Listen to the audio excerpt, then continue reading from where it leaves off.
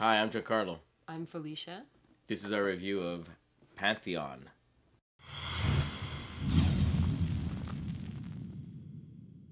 In Pantheons, players are trying to build monuments and get the favor of the gods. In the box you'll get the playing board, which shows a map of Europe and its surroundings. Around the map, there's victory point track, a spot to place the gods when they show up, and another track to keep track of which area you're currently in. You'll get player summary cards for each player, which are really useful. God tiles, which represent all the different gods and what is needed to acquire them. Sacrifice tiles, which are what you'll use to obtain the different gods. Booty tokens, which are going to be randomly placed on the map and can give players bonuses during the game. Minor god tokens, which are like extra victory points at the end of the game. Feat and monument tokens for each of the 4 players. A first player marker and a temple marker. A cloth bag to draw the booty randomly from. Action cards, which can give you movement, gold, and extra sacrifices. 6 bonus tokens to give each player a special action at the start of the game. Civilization tokens, which are placed on the track each round. And finally, civilization cards, which will tell you where the next era will take place and also do a special action when it's drawn. Players play until they complete all of the 6 eras. Here's how to set up the game.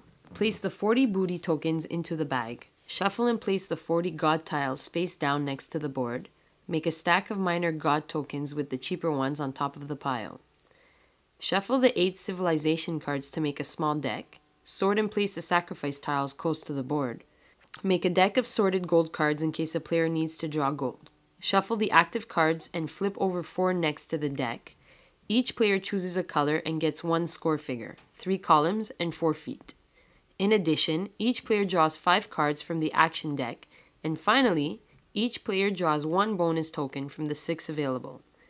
These tokens will give that player a special action at the start of the game. The game is played in a series of 6 epochs or eras. During each of these, you'll go through 3 phases. The first phase is to prepare the epoch. Draw a civilization card.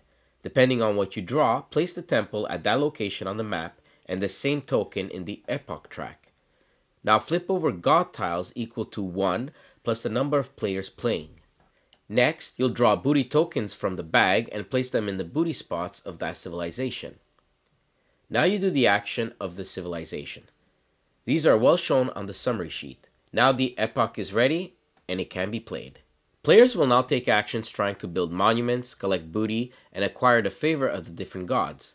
The actions are movement, buy, acquire a god tile, or draw 3 cards, all shown on the player's summary card. Let me explain the actions. Movement simply allows you to place feat tokens on the board, but you must always connect to the temple of that epoch. To place feat on the board, you must use feat cards and feat symbols on your god tiles if you have any. A player can also place columns in column spaces if they can reach them, or pick up booty tokens. If you want to cross over someone else, you must pay an extra foot. So movement is the only way your civilization can grow. Next is the buy action. If you do the buy action, you can use your gold to buy sacrifice tiles. These are the tiles you'll use to acquire god tiles. You can also buy feet and columns for 1 gold, each during the buy action.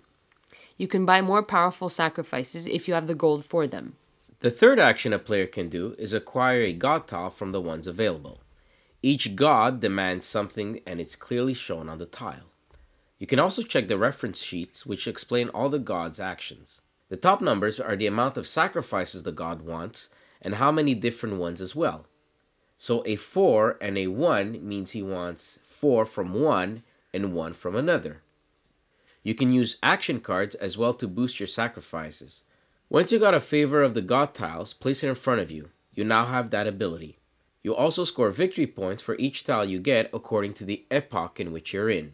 Finally, the last action is to draw 3 cards from the deck and or cards showing. This helps you get the cards you need to buy god tiles later on. Players take turn doing this until the last booty is taken or the last god tile is bought. The player who ends an epoch also gets 3 victory points. Now it's time to clean up. All players take back their feet from the board and removing all remaining god tiles and booty tiles. Now start a new era by revealing the next civilization card and playing that epoch. Between Epoch 3 and 4, and at the end of the game, there will be a bonus scoring phase. First, each player gets bonus points for the minor gods they got. Then, each player gets bonus points for the amount of monuments they built. It's as simple as that. The game ends after the last bonus scoring phase. The player with the most points wins the game. Now for our thoughts. As you all know, here at Bored to Death TV, we review games in groups and have lots of reviewers on our team. After we play a game a couple of times over, we sit and discuss the game as in-depth as we can. But sometimes we hit a game where we disagree on some points, and other times we play games which we think might be awesome with a couple of rule changes. And this is one of those games. We found that the money god was a little too powerful, so we removed him. Also, we only played with 1 and 2 sacrifices, removing the 3 and 4. This made the draw action a little better and made the game a little more interesting. We do this when we like a game and we want to balance it out. The game is really good and the production quality is nice. The artwork is perfect for this game and the rulebook is great. However, there are some spelling mistakes and typos, some of which made us laugh. The variety of actions the god gives you is nice and gives the game a good replay value. If you enjoy Rio Grande games so far, you'll love this one. We're giving it a 7.5 out of 10. It would have been higher if we did not need to make those house rules to balance the game out. Oh, and be prepared, some players might steamroll, but you never know who will win until the end of the game.